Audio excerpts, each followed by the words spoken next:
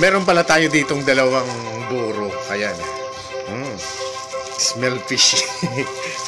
So, buro sa tilapia. Ano? Burong tilapia. Ayan. Matagal na to sa ref. Ayan. At medyo lusaw-lusaw na yung kanin niya. Ayan. So, lusaw na konti. Pwede pa siguro to. Tara, iluto na natin.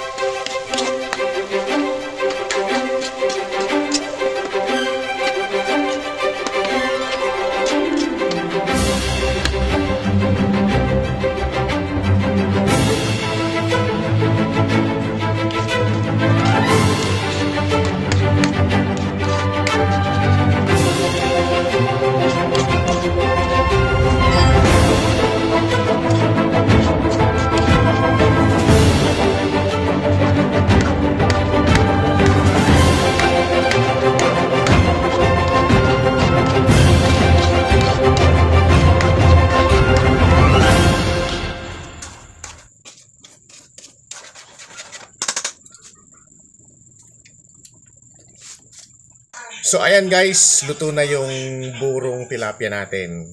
Bali yung lasa niya, lasang maasim-asim. Parang lasang singit na pinawisan ng maghapon. Pero ang sarap-sarap niya, grabe.